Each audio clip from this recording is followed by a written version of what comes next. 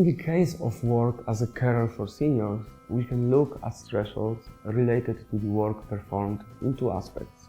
The first one is internal predisposition of the senior carer, his or her personality, soft skills, and professional knowledge, which he or she has, and the correlation of these factors with the requirements of the workplace. The second one is psychosocial conditions present in the work environment.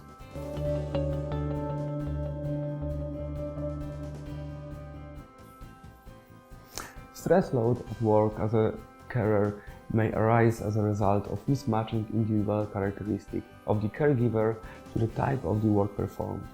In the case of personality, this will be a personality pattern A, characterized by high level of stress caused by the time pressure, a tendency to competitive behavior, a high level of ambition, aggressiveness, and hostility towards others. The senior carer is under a stress load because he or she often doesn't see the results of his or her work. The person we care for, putting a lot of effort and commitment into it, instead of feeling better, is in fact getting weaker. We must be prepared for the slow passing away of the senior, for assisting in dying, and for the death of the person we looked after. We have to be able to deal with it. So let's enjoy every day when you can still go out together for a walk, when an elderly person talks, eats and drinks by him or herself.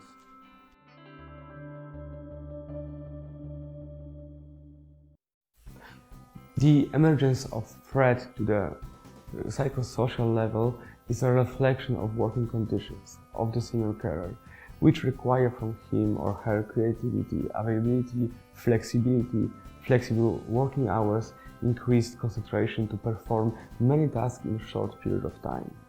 Feeling overloaded with work, overloading duties, not keeping up with the new products, resistant to constant change, insecurity of employment, these are the common feelings of carer of seniors.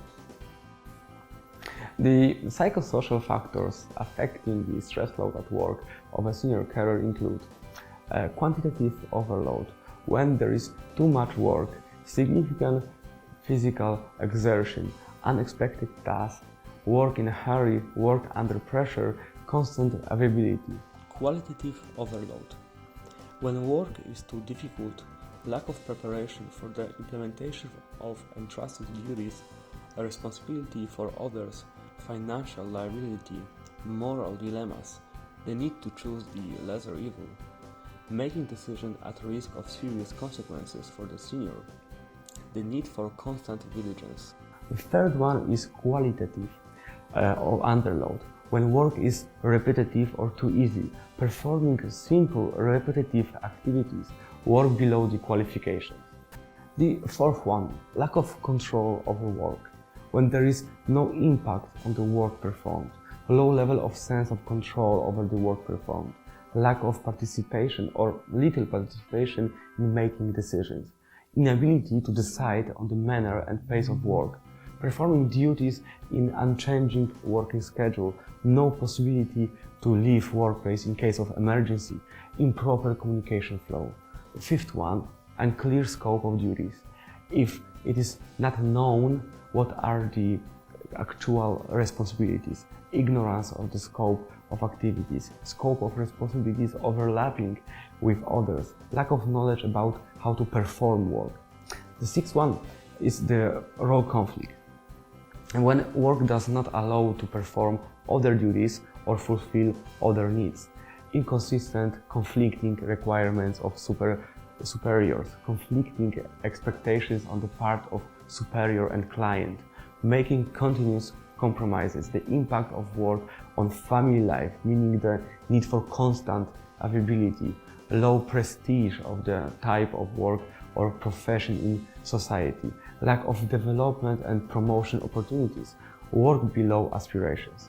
The seventh, lack of support, when supervisors and colleagues do not provide help, conflicts between colleagues, loneliness, isolation of employees, assistance is insufficient and granted too late or at all, difficult contact with supervisors, unfair assessment and treatment of employees, lack of information, resources, devices needed for work, physical and psychological violence in the workplace, meaning threats, humiliation, threatening, dismissal. The 8th one, physical working conditions.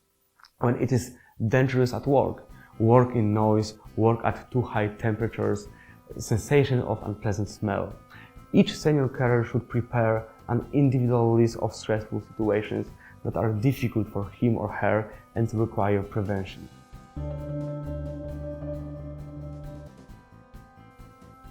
A high risk of burnout is associated with occupations where the most important are interpersonal relationships, providing assistance to other people, constant contact with people, and emotional involvement in their problems. Perfectionists and people taking on themselves more than they can bear, people who cannot refuse and devote themselves to others, people who define themselves only through work, people who look to the future too optimistically and overestimate chances of success are particularly exposed to burnout. Carers of seniors who have high expectations for themselves and others, very high requirements for their own effectiveness, high commitment, desire to gain praise and recognitions to increase their own self-esteem, reduced ability to overcome stress and difficulties in dealing with frustration, insufficient time for rest and regeneration, they are the most exposed to the burnout.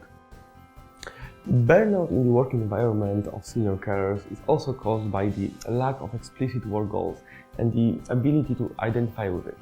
Insufficient support from colleagues, the family of the senior performing repetitive activities without the possibility of further professional development, tension and rush, high pressure from outside with very little ability to influence performed tasks.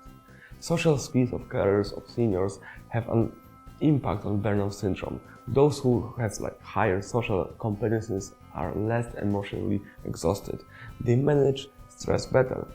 The work of a senior carer is very psychological demanding, so it is require appropriate personality predispositions and skills, in particular stress management skills.